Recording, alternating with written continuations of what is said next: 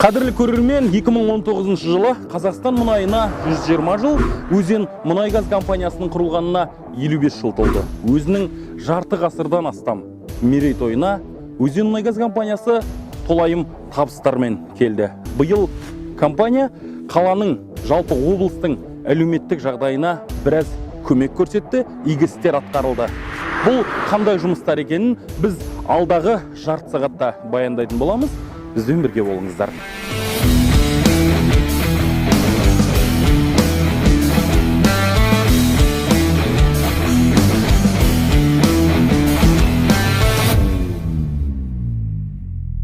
Осы жерден былай төселеді ішіне төсейміз былай. Төселіп, түкіл құдықтың тұрған аумағы осы таспенен төселеді. Сосын забор, ограждение. Бұларда сырланып, қалпына келтіріледі. Сваркілейтін жерлері бар аздап, соларды қалпына келтіреміз. Сосын құдықтың ішіне адам түсіріп, біз тазаладық. Мұнаның тереңдігі 27 метр құдықтың. Біз адам түсірдік ішіне. Құдықтың ішіне түскенде біз мұнаның несін өзіміз таңғалдық. Қалай жаратылған? 7-8 метрге дейін 7-8 метрге дейін ақтаспен қаланған. Мұнаның іші, біздің баяғы советский лампочка бар ғой. Сондай қылып, барып, кеңейіп барып, асты түбі сәл 1,5 метрдей көлемде лампочка сияқты болып таусылған. Өздеріңіз байқағандай, алғашқы аялдаған нүктеміз Шопан ата қорымы. Көзі қарақты, көңілі ояу көрерменге Шопан атаны, бұл тарихи ескерткіші таныстырып жату басы артық жұмыс.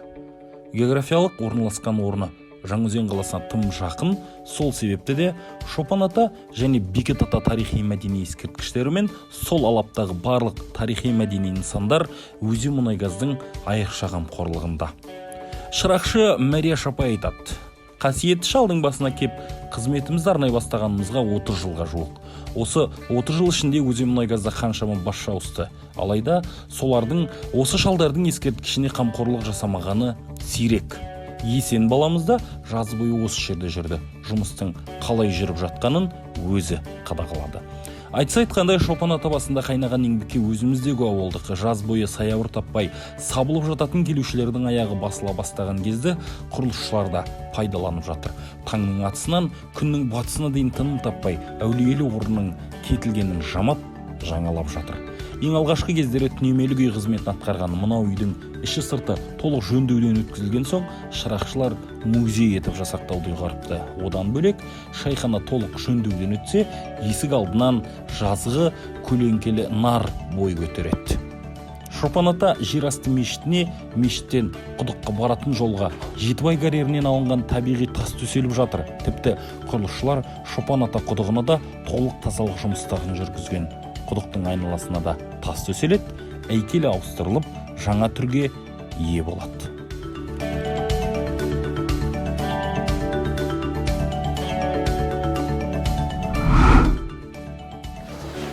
Құрметті көрермен, біздің екінші аялдаған нүктеміз Бекет ата жер асты мешітінің маңы.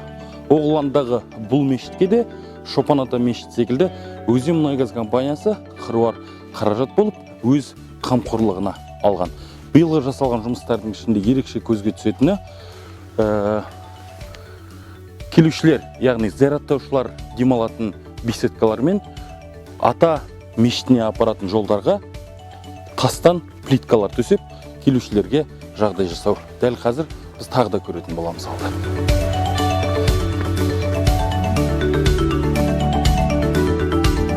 Бекет ата Маңғыстаудағы діни туризмнің ең бір дамыған нүктесі.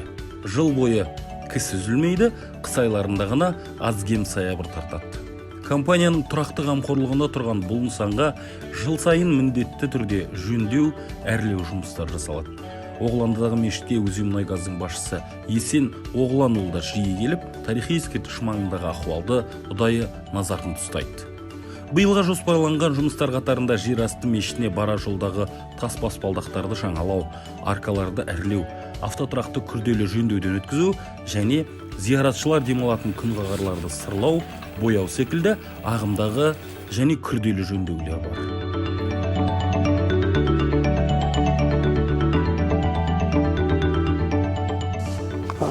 мына көріп тұрсыздар, мына нені баспалдақты, мына жолшаны. Содан бізге тона таудың төбесінен осы жерлерге тасымалдағанда бұл жерге тасымалдайсыз ғой. Қолын көтеріп, жігіттер қолмен көтеріп, осы жерге әкеліп, осы жерлерге. Енді осы жерде мен айта кетейін дегенім, мына бесеткіні жасадық. Енді осы жерде осындай бесеткіден 11 бар. Енді менің мына жерде тағы айтайын дегенім, мынаның сырлау жұмыстары. Мысалы, мына сыр өте жоғары сапалы сыр. Мынау енді мына күннің ыстығына да, басқа да нелерге, суыққа да, жаңбырға да төтеп береді. Өзінің өңін жібермейді. Енді біз ойлап отырмыз, мынаны бір 5-6 жыл ешқандай сырламастан осы қалпында сақталады. Енді келесі келгендеріңізді көруге болады.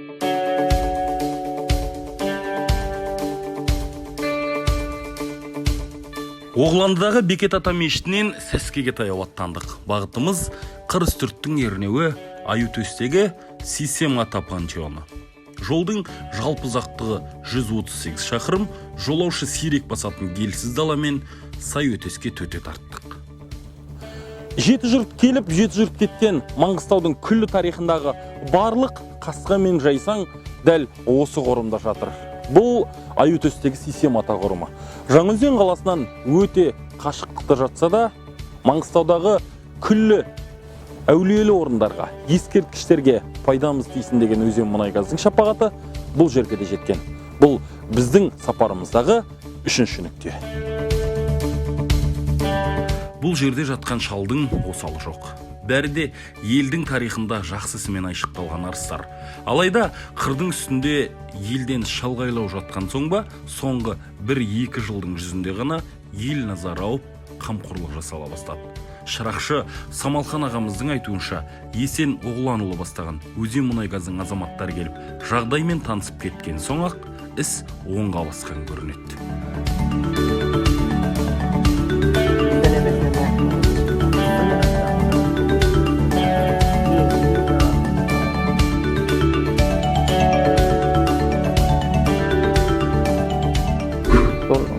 Өзен мұнай-газдың бастығы сол Олжас Жемени Есен деген ағаларың сау болсын, Алла жары болсын, ісіне берекет берсін. Осындай жерге демеушілік жасап жатқан, талай жерге жасап жатқан шығар, естіп жатырмыз.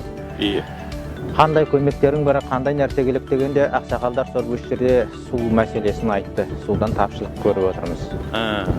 Құдық қазып берсеңіз деп. Сосын жерде қар жауады, жаңбыр жауады, сол кезде жолдан жүру қиын болады, қатынас болмай қалады. Соған бір жол салынса, грейдер есебінде деп сондай ұсыныстар айтылды. Сосын осы жерде тоқ мәселесі айтылды. Тоқтан сондай көмек жасап жіберсеңдер деп. Сосын келешекте сол әріректен кішкене таза жерден қонақ үй салынса деген ұсыныстар үлкендердің айтылды. Содан обалына не керек? Сол ең бірінші құдықтан бастады. Сол Өзен мұнай-газдың ең бірінші демеушілік жасағаны, қолдағаны, жақсылық істегені шариғатта айтады ғой, құлақ көрсең көзін аш деп.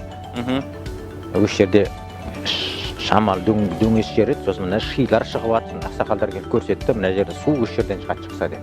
Ертең қазылып қалған шықпай қалуы мүмкін ғой, жердің астында каналдар бар. Соның осы жерден қазды 47 метрден су шықты. Қырыстүрттен құдық қазылса мереке ғой.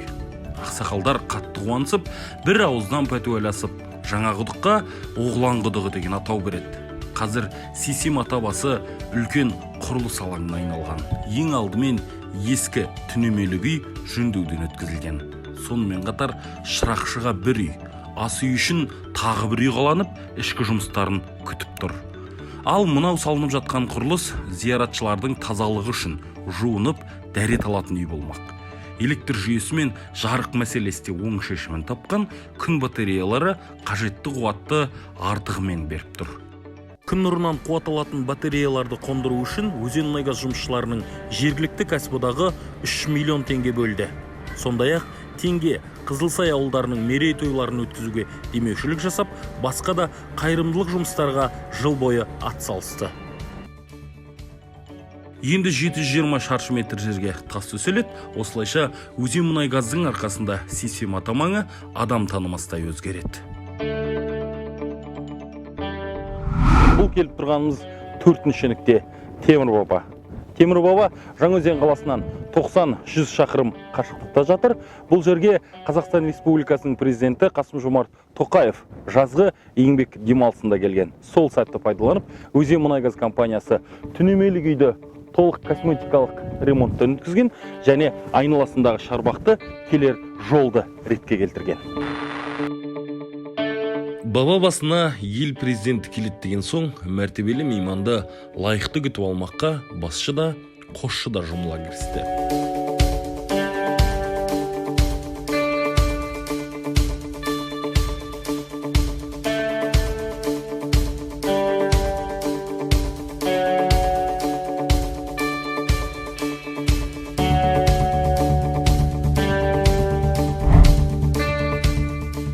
Жұмысшылар жаздың аптап ыстығына қарамастан бел шешпей, тізе бүкпей еңбек етті. Осы орасан жұмыстың нәтижесінде темір шарбақ толық жаңартылды. Ас үйге жаңа қазандық қойылды. Бұрын бас ауруға баланған жол қатынасы ретке келді. Күн батареясының жабдықтары әкелініп, жарыққа тартылды.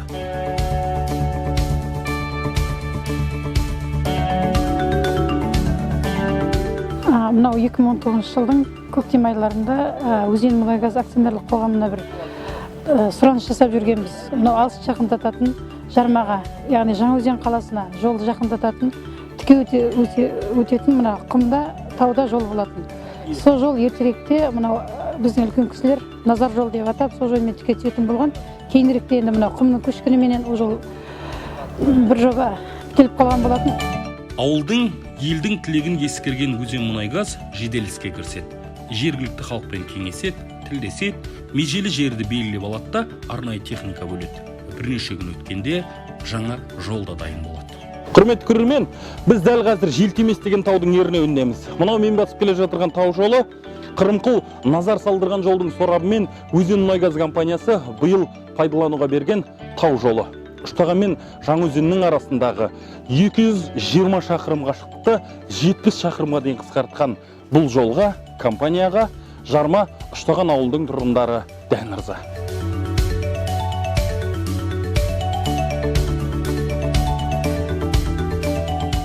Бұрын біз мынау Ұштағаннан газ алғанда мен 34 километр айналып баратын едім. Сол қайта 34. Енді мынадан шыққанда 7 километр үйден бастаған. Оның рахатын ел көріп отыр бұл жолды. Әсіресе мына Ұштағанның елі бала құтамызда өзен көшкені бар, жаңағы өндірістеп кеткені бар. Мына жерде шал кемпірлері қалып той садақа бар. Соған мынадан келеді 70 километрге жетпейді. Бұрын 100 үстінде өтті. Мына жарманың елді 15 километр ма сондай жер. Сау болсын жігіттер, еңбегі үлкен. Расында да үлкен еңбектің одан бұрын елге деген қамқорлық пен құрметтің куәсі болдық бұл жолды көргенде. Жалпы Маңғыстауда мұнай компаниялар көп қой. Бірақ Өзенмұнайгаз секілді ой мен қырдағы барлық елге бірдей көмектесіп отырған компания жоқ. Расында бар мәселе басшылықта секілді.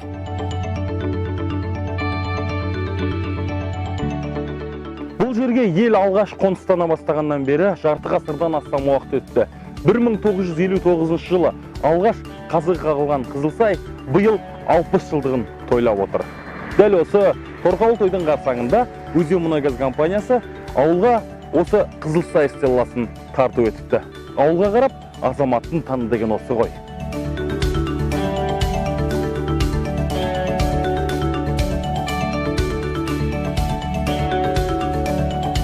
Қызылсай Өзенмұнайгаздың өндірістік аймағы біткен жерден басталатын ауыл.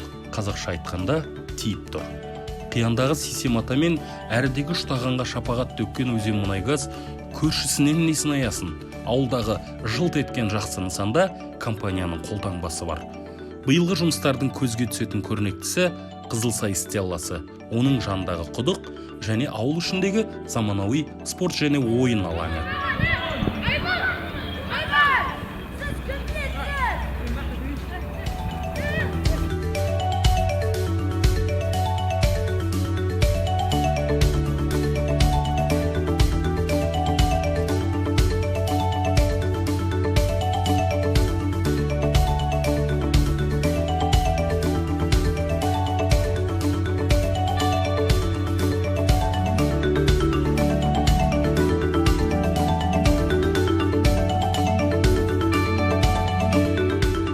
Қызылсайдан кейін атбасын арнайлап Теңге ауылына бұрдық.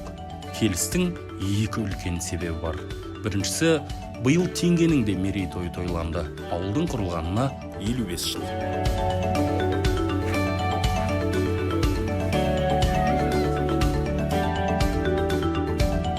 Мерейтойы тойланып жатқан елді мекенге өзен мұнайгаз жұмысшылары, мұнайшылар ерікті түрде қаражат аударып көмек көрсетсе, компания өз тарапынан спорт және балалардың ойын алаңын сыйға тартқан.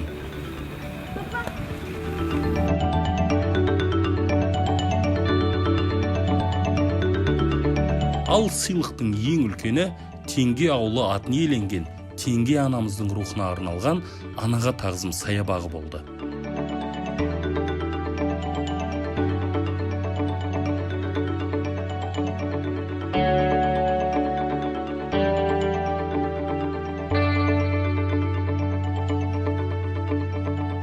Бұл саябақтың құрылысының басталуынан осы жерін тегістеу, жерінде топырақ төгу 10 мың квадрат жерге. Мына шарбақпен қоршау жалпы бүткіл жұмысының бастан аяғына дейін Өзенмұнайгаз акционерлік қоғамының күшімен, сол мекеменің берген техникасымен, адамдарының көмегімен, мамандарының көмегімен жүзеге асырылды.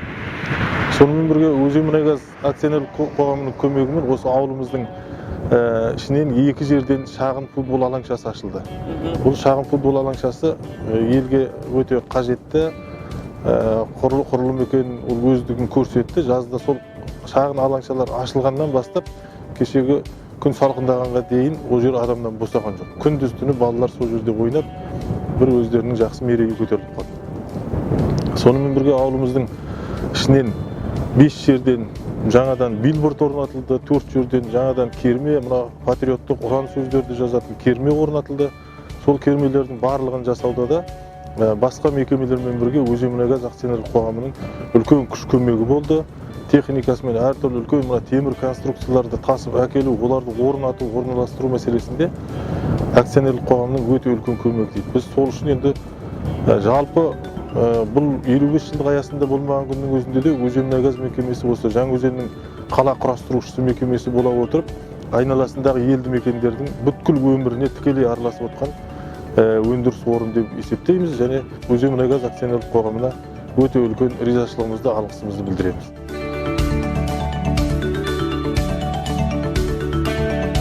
Теңгеге келгендегі екінші себеп бүкіл қазақты бей-жай қалдырмаған Динара Тынымбай қарындасымыздың жайы еді.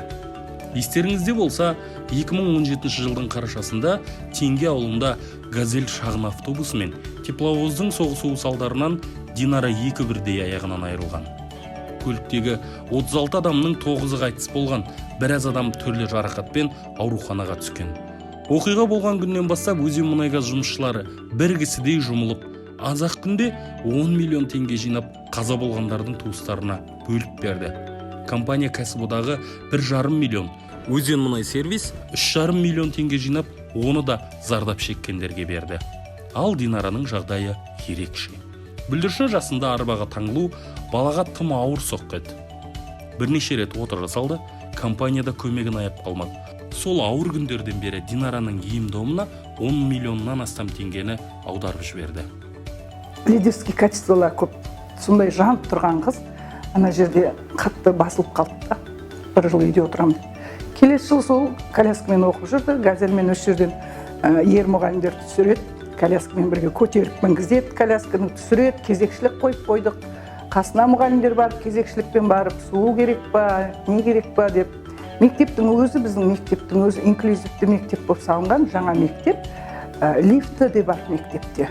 Барлық жаңағы осындай инвалид балаларға арналып салынғанда, инвалидтерге барлық жағдай жасалып қойған. Дәретханасына шейін, столовыйға шейін барлық условиялар барлығы бар. Енді осы жазда тағы операцияға шетелге алып кетті ғой. Өзенмұнайгаздың жігіттерінің арқасында осы миллиондаған ақшаларын жұмсап, 2 мәрте барып келді. Алдында бір барды, шетелге барып. Ол кезде біздің Қазақстанда болғанда да осы Жаңаөзен, одан кейін Ақтауда жасады операцияларды. Сол жерде дұрыс емес жасалынған деп, ол жақтағылар басқаша қайтадан жасады операцияны. Сонысынан өтіп, осы жазда бітіп келіп қуанып біз уже 1 сентябрьде Динараны өз аяғымен кіргенін көрдік. Осы жерде қуанып бәріміз қарсы алдық. Қазір ауыр күндердің бәрі артта. Динара өз аяғымен протезбен сабағына барып жүр. Құны тым қымбат. Бұл протезді алуға қажет 16,5 миллион теңгені Али Гайдарбаев Қазмұнайгаз компаниясының есебінен төлеп берді. Ал осы үлкен шаруаның жақсылықпен бітуіне Өзенмұнайгаздың бас директоры Есен Оғланұлы орасан зор еңбек сіңірді.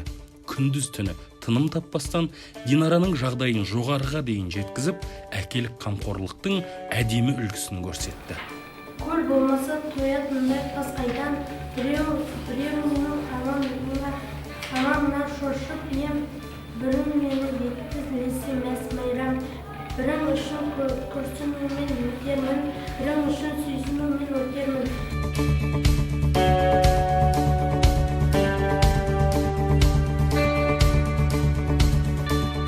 Басымызға қиын істер түскен кезінде Өзенмұнайгаз компаниясы бізге үлкен көмек қолын созып, біздің отбасымызды бір қуанышқа толтырды. Соның арқасында мінекей бүгін Динара қызым жүріп жатыр. Өздерінің үлестерін қосып, біздерге сондай жанашыр болып жатқандарына үлкен рахмет. Алдағы уақытта да біздерді жерде қалдырмайды деп үміттенемін.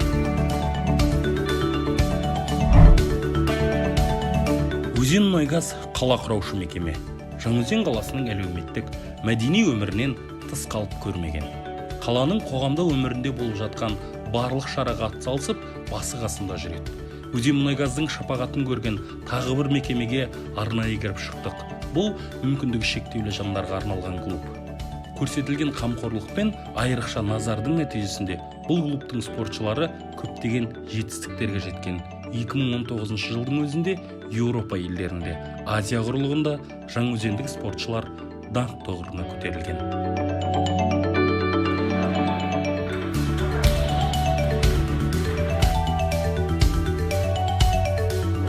Бұл клуб енді мүмкіндігі шектеулі жандармен жұмыс жасайды тікелей. Яғни тірек қимыл аппараты зақымдалған спортшыларды, мүмкіндігі шектеулі спортшыларды спортқа баулу, қоғамның белді мүшесі қылу, қоғамға тарту басты мақсатымыз. 2016 жылы осы Жаңаөзен қаласының әкімдігі және Өзенмұнайгаз акционерлік қоғамының қолдауымен ашылды осы спорт зал, мүмкіндігі шектеулі жандарға арналған. Бұл жерде барлық жабдықтар, заманауи жабдықтармен жабдықталған, спортшыларға мүмкіндік толықтай жасалған, бәріміз бірдейміз, кемсітуді білмейміз дейтін ұранмен Жаңаөзен қаласының, Өзенмұнайгаз акционерлік қоғамының жұмысшылары және әкіміміз бастаған әкімшілік жұмысшылары келіп, мүмкіндік шектеулі жандармен бірлесіп отырып, осындай отырып ойна волейболын бір поляда отырып ойнады.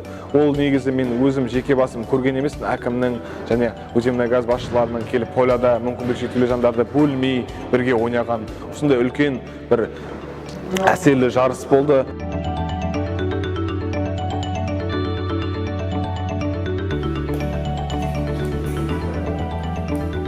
Қоғамдағы тағы бір елеулі топ ардагерлер. Өзенмұнайгаз өз ардагерлерін ұлықтаудан жаңылған емес. Ал қала, облыс көлеміндегі еңбегі сіңген тұлғаларды дәріптеу, еңбегін ескеру компания назарынан түскен емес.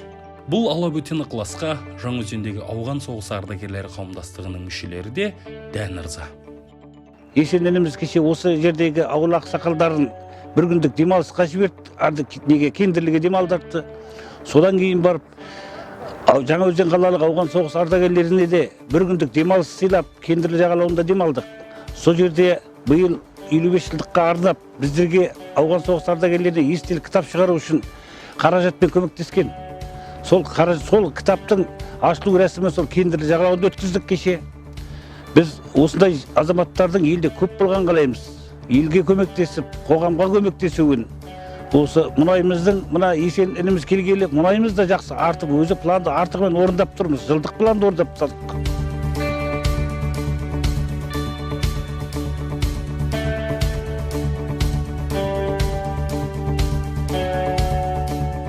Қандай керемет ұжым болса, оның берекесі басшыда. Мұнай жоспары артығымен орындалып, мұнайшының жағдайы жақсарып, елге де шапағат тигізген соң Өзенмұнайгаз басшысы Есен Оғланұлының да көңілі көтеріңкі. Бұл жылы ерекше жылы болды деп айтуға болады. Өзенмұнайгаз компаниясына, ұлттық компаниямызға жоспарланған мұнайымыз Өзенмұнайгазда осы жылы артығымен орындаймыз. Өзімізге алдымызға қойған жоспар 5 миллион 551 тонна болатын болса, осы жылы 5 миллион 580 деген добычаменен осы жылды қорытындаймыз деп отырмыз. Бұл берген жоспардан 28 мың тонна мұнайды артық орындаймыз. Енді бұл добычаны орындау біздің мамандарға оңайға түскен жоқ, себебі көптеген еңбектерді етіп алға қойған жоспарын артығымен орындауы. Бұл біріншіден ұжымның ауызбіршілігі, екіншіден мамандардың көптеген жұмыстарының арқасында осы көрсеткішке жеттік. 10 жылдан бері орындамаған мұнайымызды артығымен орындап, елдің ырыс-несібесін осы жылы жақсартып отырмыз. Өзенмұнайгаз Маңғыстаудағы алып ұжым. Жаңаөзен қаласының ғана емес, тұтас Маңғыстау облысының дамуына серпін беріп тұрған мекеменің 2019 жылғы әлеуметтік саладағы жұмыстарын біз осылай қорыттық. 2020 жылда тек жақсылық пен ізгілікке толы жыл болғай.